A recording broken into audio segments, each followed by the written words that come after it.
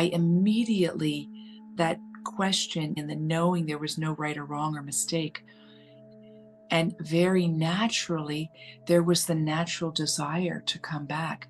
Well, this is so helpful because on this channel lately, I've had a lot of people make comments and ask about what they call like a prison planet.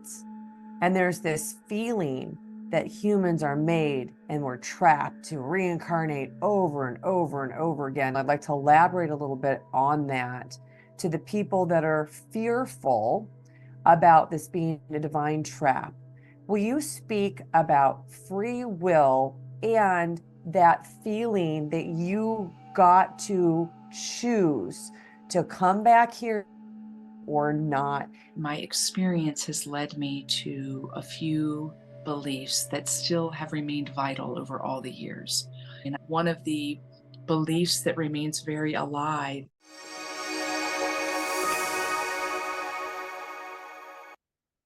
My guest today is Kimberly Braun, who is an ordained minister, and she had a near-death experience at the age of 19. She has since become a spiritual teacher and a healer, and not surprising to me, she came into this human incarnation awake, spiritually awake at the age of 3. And so, Kimberly, welcome. I am so excited to talk to you today. I feel so blessed to be here and very humbled by the words you just said. Oh, well, I have to disclose to everybody that Kimberly and I have gotten to know each other over the last few months because we were working together at IANS. I was speaking, and Kimberly was also speaking there, and she was actually head of our organization that brought us all together and integrated us. And I got to spend some time with her, and she's just such a lovely person. So I feel so lucky when I get to have these conversations with somebody that I actually know. So this is going to be a really great conversation. Looking forward for sure. All right. So I guess since you were fairly young at the age of 19, that you had formed a life, what was your life like before you had this near-death experience? Uh, so at heart, I really, in my early childhood experiences, I had these deep illuminations that all life is simply being and becoming in God. And I don't use the word God the way I used to use it, but the word God points to, for me, that is eternal, that is expressing itself in form. And so all this form is just a divine dance. So, in having this and many other different illuminations that were even more practical to my life, it formed a container and a cosmology and a viewpoint that everything for me was happening within that. And I grew up Catholic, and for me, ritual was a portal into the unknown. I had a lot of multidimensional experiences, miracles, from time to time visions, awareness of presences. My mom and dad were very devoted to goodness. And so our family prayed together from a place of goodness. And they showed me in their actions the generosity of their own spirit in the ways that we gave charity to others and cared for others. So I would say that I had trauma as well, but I think every child has trauma. Every child has triggers that get hit that are abandonment triggers and worthiness triggers, especially in the Western culture. So I was also growing through some of those traumas, but it was always within this felt sense of an eternal embrace. So that was my life leading up. The NDE, in a way, was not pivotal. It was like we have these awakenings that happen in our lives. It was like a very big climax after a dark night. I went through a severe internal dark night about passion and existence and things like that. And I came through the other side relieved of that worry, that deep existential concern, and then was jettisoned into even more dramatic mystical experiences for about 5 years. So for me, the NDE was part of a larger picture of growth and not the big turn point. That makes a lot of sense because it sounds like you were very nurtured as a child. And so you have this near-death experience. So what happened? uh, yeah. So with the near-death experience, Yeah. I had entered into a 2.5 year period of really deep despair about the individual, about who I was as an individual. I had this internal wound that what I wasn't spiritual. So even though I had been living this very immersed in the divine life, uh, some trauma that I had carried from childhood that I hadn't come to the light to be healed yet jettisoned me into feeling, because I'm a very passionate person, and growing into early adulthood as we do when we're 15 and 16, I was passionate about ideas. I was passionate about causes. I was passionate about learning. I was passionate about sex. I was passionate about like everything. And I had this really, it hit this trigger that maybe that wasn't holy. And it plunged me into this dark night that I couldn't get through. And eventually I sought help. And first I sought help from my chosen religious community, which saw these insecurities within me as being a sin. And therefore, I didn't feel comfortable opening my heart anymore because I knew I wasn't sinning. I knew I was of integrity. I knew I was really struggling. And then I was in college in Santa Cruz, California, and I went to the mental health clinic because I knew I was in a dark place. And the counselor that was chosen for me was not helpful. He was not skilled. He said some words that no counselor should say to somebody who's in a place of deep despair around being alive. And so I ended up trying to take my life because I gave up. I gave up. I felt like there was no way out, and maybe the world would be better off if I wasn't here. It was really a deep wound that had arisen within me. And when I took those actions, I left my body and I was absorbed in the presence of the eternal. There was no form. I was no form, but I was all.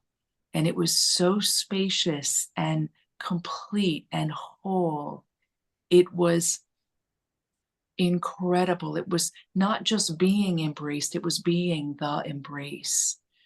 And in this incredible spaciousness, I experienced a level of, you can't even call it unconditional love, because unconditional love presents a duality as though love could also be conditional. It was simply vibrating love without any form. But within that spaciousness, I penetrated a paradox that I believe we're called to embody here on earth. I penetrated a paradox that I was, in that moment, the me we call Kimberly and the me we call God. I experienced it directly. And in that, there was a relational exchange that happened without words, but I was not like looking at a light being or being guided to a visualization or seeing other beings. I was it. And in that, there was this communication that completely freed me. I had this understanding that every created element is 100% of consciousness, and that passion is the divine desire, that all forms of passion are the divine desire. And then within that experience, I was completely washed of the trauma. I mean, 100%. It was completely gone. There was nothing to work out. There was nothing to process. It was like I needed to go into the darkest, most disconnected place from self in order to discover that even the infinite is there, that there's no way of being disconnected from that which we are ultimately. We only think it, feel it, experience it psychologically, but it's not actually so. And so in that healing and out of body experience, there was a moment when the divine within me, as me, and all outside of me gave me the freedom to go back to earth or to simply go on. And in that freedom, I was given the spaciousness to discover that there was this divine desire within me naturally. No conditions, no need to serve, no call, no obligations, that there was a natural desire to return into this body as the Kimberly, totally free. Like you would say to a child, do you want an ice cream cone? You can have it if you want, but you don't have to have it. Total freedom. No repercussions, no impact. It was all divine. And coming into that place, it was delightful to discover that I actually had a desire to experience this lifetime, and that was of God. And in and of itself, I didn't need to be of service to anybody. I didn't need to share the message. I didn't need to devote my life to this. I could follow the desire within me. And then I returned to my body, found myself in ICU. And beautifully, there was this nurse here. We were all alone. It was like the middle of the night or sometime at night. She was the only one there. And she held me as I wept. I just wept. I came back to I wept with so much gratitude and relief. And she was some angelic being because I was never able to find her again. So it was beautiful. I was given this like physical bridge. And then after that, I had complete clarity. I've never had that existential division arise again. And it naturally formed me, just like my childhood experiences did. All these mystical experiences, they formed me. There is nowhere I can't go with anybody or even any group. I've spoken to thousands of people at once. I've spoken to one person at once, and I experience a vibrating, it's like a Christ consciousness presence in my cells. And there is nowhere that this Christ consciousness in my cells can't go to be the presence in humanity's longings. Wow. Oh my gosh. So, first of all, I want to say what an incredible near death experience and also very different. This is one of the things that I study these experiences because I not only use them as confirmations for my own experiences on the other side, but they do something to help, I believe, raise. And I know I've talked to a lot of other people who watch them and it just helps them to raise their vibration. But yours has some elements in it that are very similar to my experiences on the other side. And it's not very often I get to talk to somebody who I say that to, because what is very different about your experience compared to a lot of the other NDEs that I hear is that you became something that was not a human form. And a lot of times, the people that I talk to encounter other forms that look human, a guy that has, clothing, and the people that they see, or spirits on the other side, or even themselves. And when I've been on the other side, and I don't do mine through a near-death experience, full disclosure, mine is through 5-MeO DMT, most powerful psychedelic on the planet. But I have what I call breakthrough experiences where I leave my body is silent and laying there completely still, and I am gone, and I become my soul. I become self, and it doesn't have any part of it that I could relate to as being human. And it's a vibration, but it's also like, if I look, I'm more of like a grid almost construction that isn't any type of, it's abstract and it's full of colors and it's massive, but has nothing to do with the humanness. So as best you can with what you saw and felt, it sounds to me, and maybe you can agree or disagree, was this your higher self that you became at first? Yeah, it's a wonderful reflection because, when I don't tell the story a lot because Um, I only tell if it feels of service.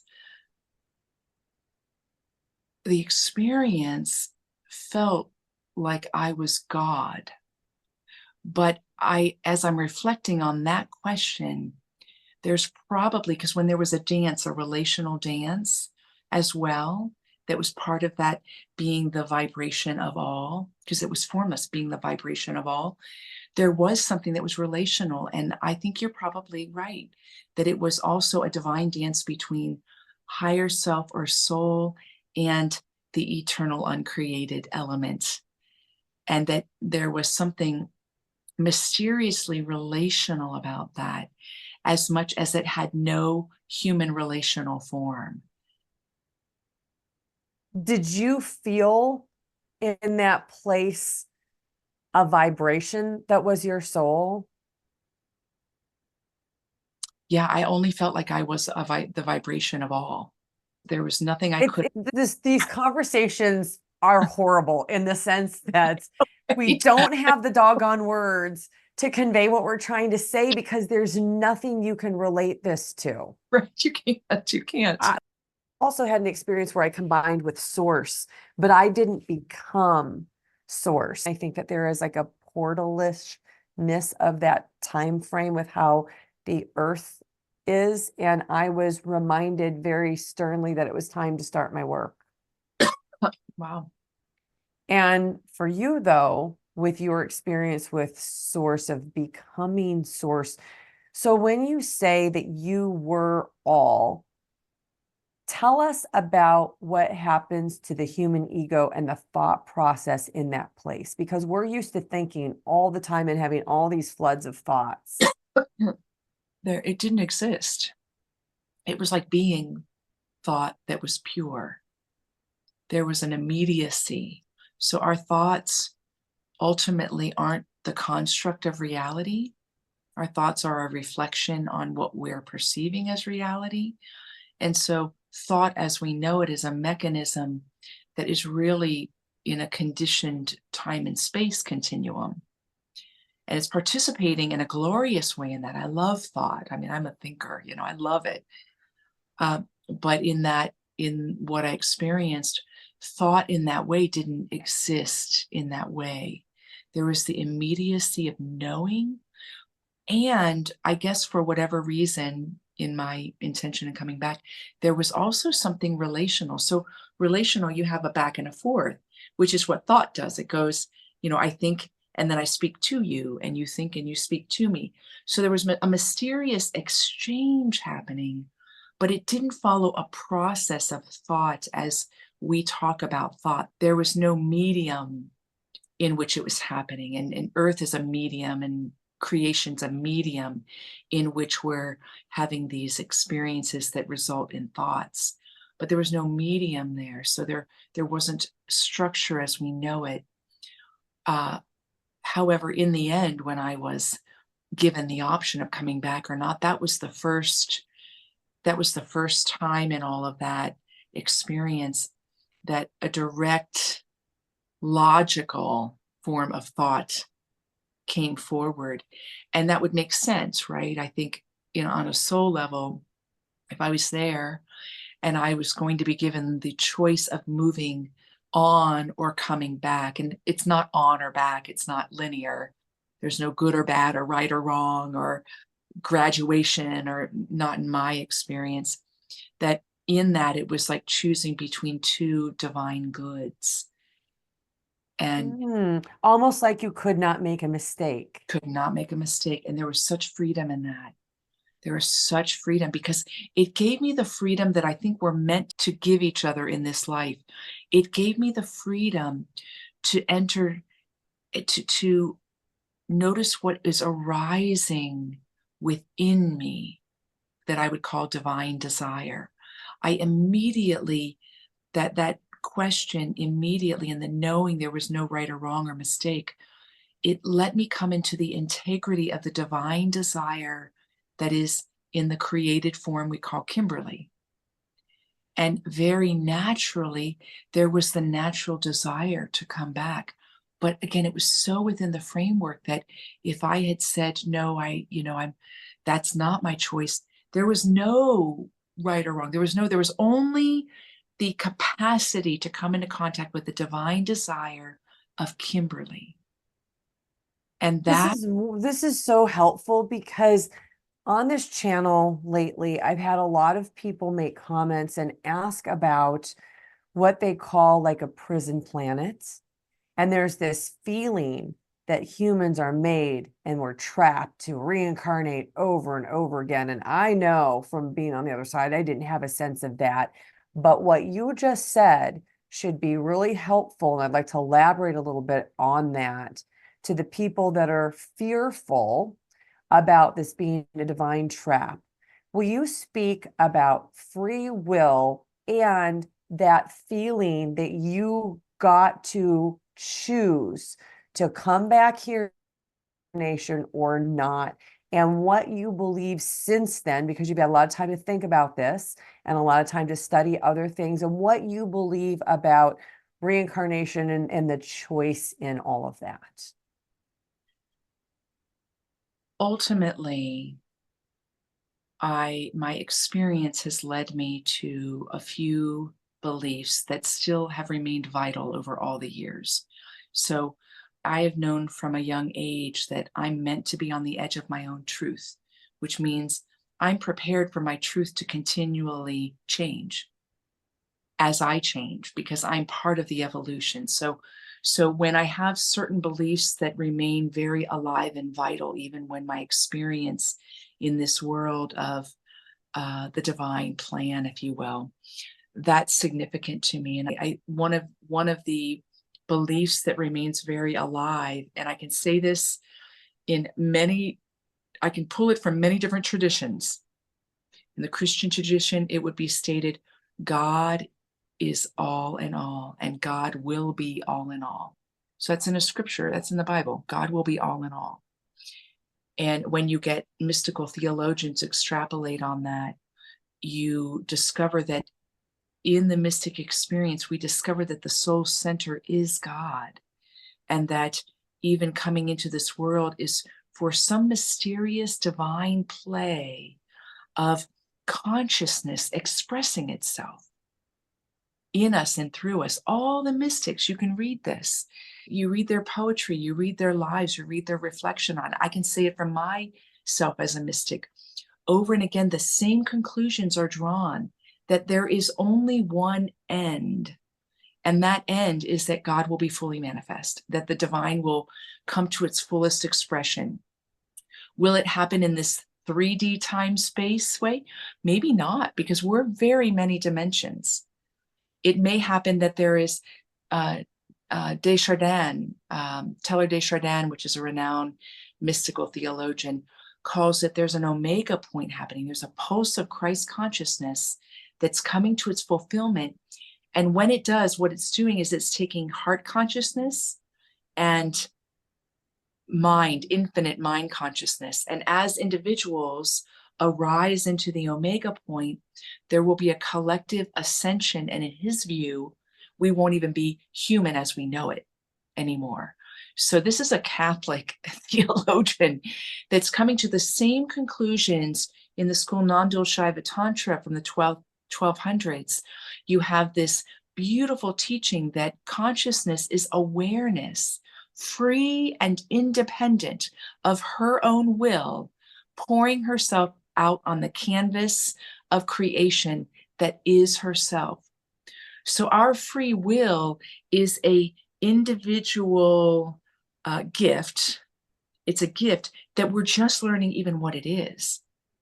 And in our playing with the contrasts of things being black and white and good and bad and dark and light, I think we're still discovering that free will is a quality of the divine, but we don't quite understand what it means.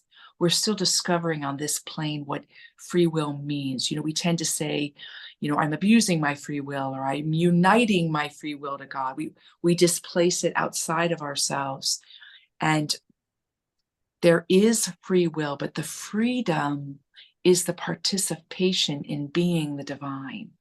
So we cultivate practices that give us the skillfulness to understand our essential nature so that we are willing in a way that is free.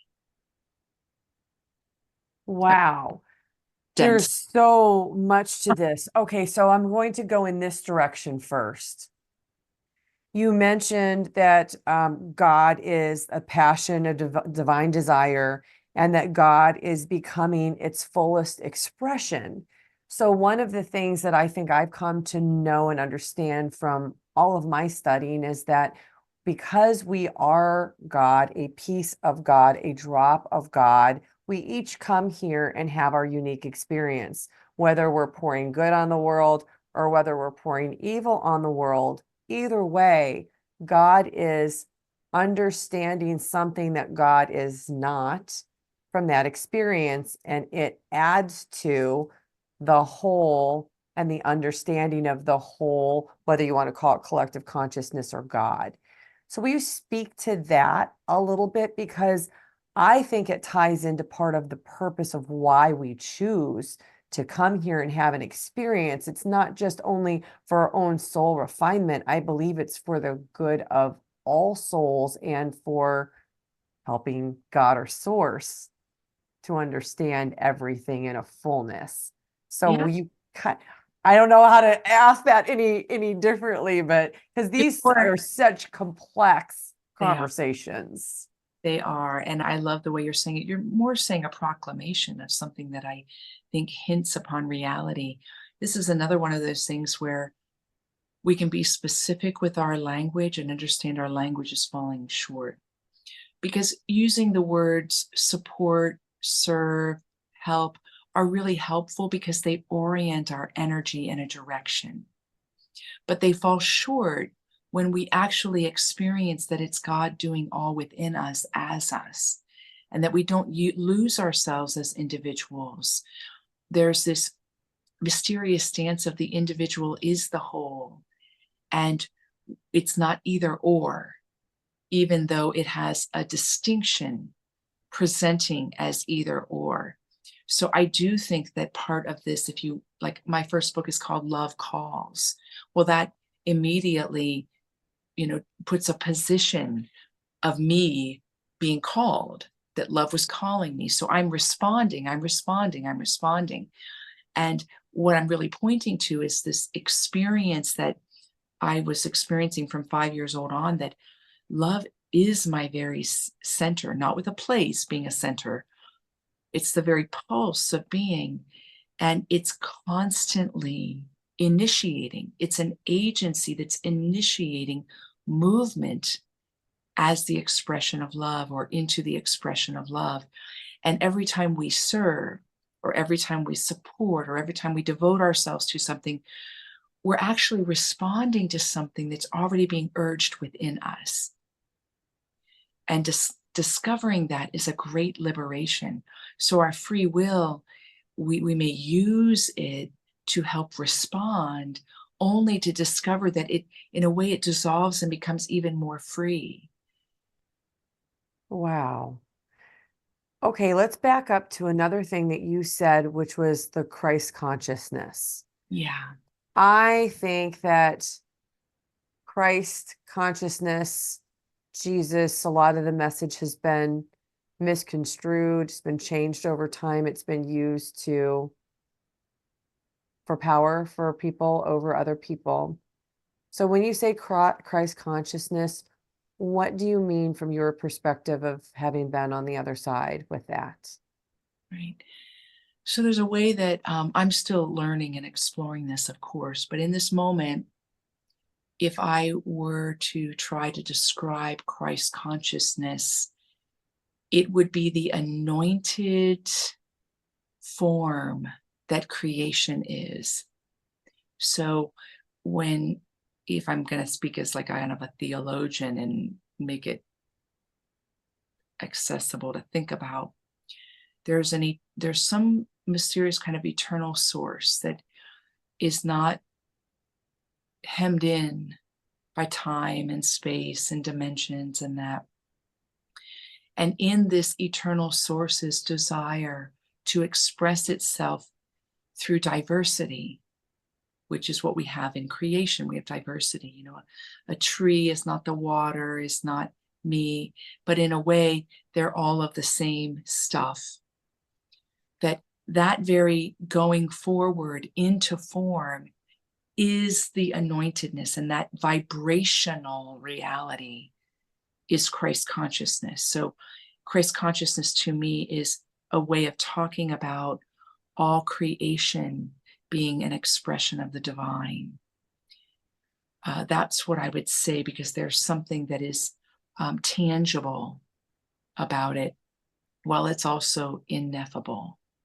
And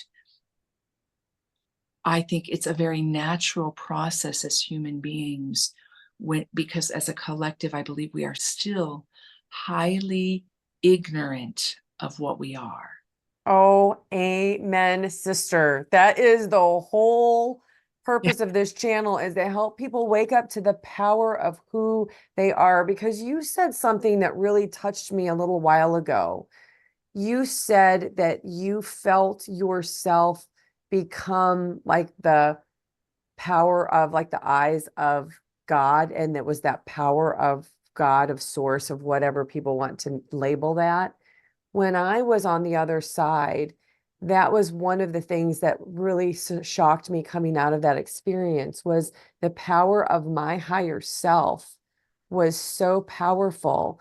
From my human perspective, I would have labeled that was what God was. Mm. But it wasn't. That was what I am. That is what you are. That is what everybody who's listening to this is. This power of whatever you think is the highest power of God is actually you.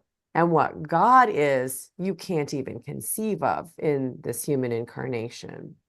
Yeah, I love that. And there's a quote that I don't use it as much as I used to, but there's a great theologian that was excommunicated for a while. And again, I'm not Catholic anymore. I'm not in any tradition. Just if you're watching this, know that I don't claim to be part of any tradition anymore.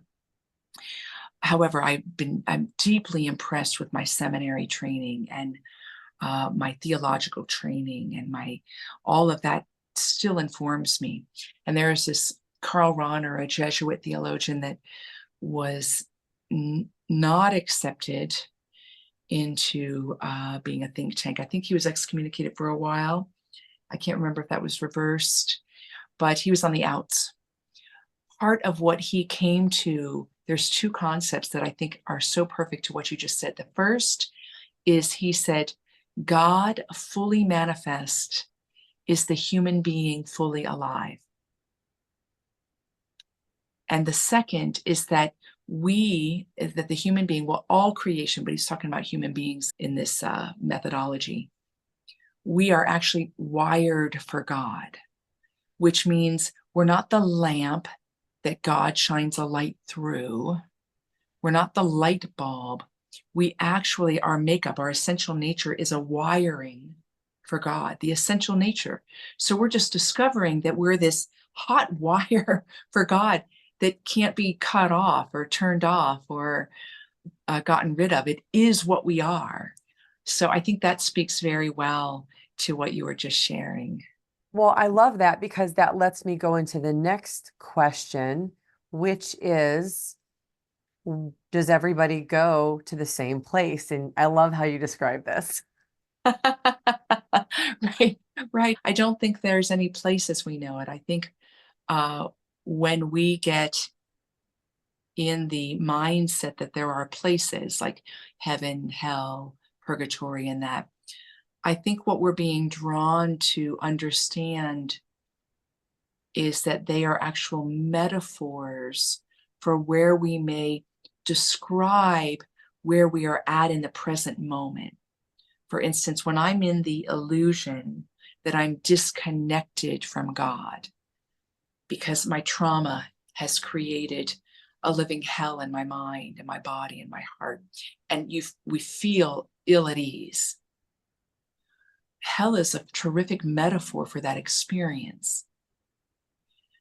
However, my investigation shows me that's simply part of the illusion. The concept is helping me focus on, okay, what do I need to heal so I don't feel so disconnected from self and source? There's a visceral experience. I'm sure we've all experienced it. I went through my hell, and I've gone through little mini conversions along the way where I felt ill at ease in my own body. So that's the word hell could be an apt descriptor for that, rather than it being a place that I might be relegated to for all eternity. And do you believe that exists? I don't. And neither do I. I don't think it's possible for, and I'll take this even not even from Christian theology, from other schools of theology. If the light of creation is the source of all creation, if that's the pulsing reality of all creation, then nothing that is not of that nature can be a part of it. Yep, that was what I experienced too. That's what I say when I'm on the other side. There's nothing that exists outside of love. There's nothing there that could penetrate that, could be anything but that. Yeah. And I'm Well, go going to be ahead. I think there's going to be a great consolation. I didn't mean to cut in on you, but No, I want you to. Please do. I was feeling with so much compassion that when any human being passes who still has fear, they're going to be met with the kind of love that dissolves that fear. Eye has not seen and ear has not heard. There's only going to be tenderness in the face of fear. I mean, what child who experiences being afraid of something doesn't relax when an adult holds them and says it's going to be okay? Or an angelic being. Yes, yes. I got goosebumps, by the way, when you talked about coming out of your into the ICU and that nurse that you think may have been the angelic being was holding you. I got full goosebumps when you described that. She was so sublime, and to be there with me in form it was just one of the greatest gifts of that moment. Yeah. So amazing. Okay, no, I know we have a limited amount of time and I don't want to overstep that. So I want one of the purposes of this channel is to help people who probably will never have a near-death experience to be able to take something away, a little nugget, a little breadcrumb, something to implement into their lives. So I'm going to ask you this question. How do we as humans become more connected to the divinity of who we are? Because you said that there is a passionate desire for the divine. And how do we connect to that when we are not able to be on the other side? Right, right. So I live a very banquet spirituality, which What means does that mean, a banquet spirituality? I love it, which means at every moment, the infinity and eternity of love is pulsing at the center of our being. And our one focus in this lifetime, if we want to put a focus towards dwelling in these realms and becoming who we're meant to be in this love, is to focus our choices on experiences that support it. Make practical choices. If something you've made a choice to do drops you into that place and you experience harmony, joy, peace, even if it's just for a breath, even if you're experiencing so much stress that you can only drop in for a 5 second, make choices that give you more opportunities for that. And on a very practical level, I'm a big time contemplative practice person and teacher. Choosing contemplative practices that develop a skillfulness in your neural pathways to let you be available. Say yes to a spiritual mentor, companion, director, so that they can reflect spirit to you in your sharing. Choose very simply, without it having to be a big process and drama, choose relationships and friendships that support that part of you, and simply walk away from those that do not. Doesn't have to be a big thing, doesn't have to be a big no. It could just be a simple shifting so that you give yourself more of the opportunity to actually taste and remember who and what you are. Oh my gosh. And I'm going to ask you one more last question. This awakening that we're going through, what's the biggest takeaway that you want people to know about what is happening right now in this awakening? I guess it's a complex. i- It's not all on your shoulders. You're not alone. We do not know what we are becoming. And so we don't have to figure it out. We are just called to respond to the love at our center. Simply, just super, but very potent and very infinite. That is so beautiful. Thank you. Hey, for the people that are watching, if that resonated with you and you have some type of a practice that Kimberly just talked that you are using in that way, please share with everybody else so that we can all learn from this, because I think that that is so helpful. So Kimberly, so people are going to watch this, are going to want to connect with you. You have this calmness to you that makes me like come down a level. Oh, And I don't mean that in a bad way. I mean that in a very positive way. I just love who you are as a person. I oh, really do. So if they want to work with you, how can people find you? And you've written a few books, so why don't you tell us about that also? sure. Thank you for giving me the opportunity to Of share. course. Well, because if I don't, people are going to be like, how do I find her? And then I'm going to have to answer a bunch of emails. Everything can be found on my website, kimberlybraun.com. And what does everything mean? My 3 books, my 3 CDs.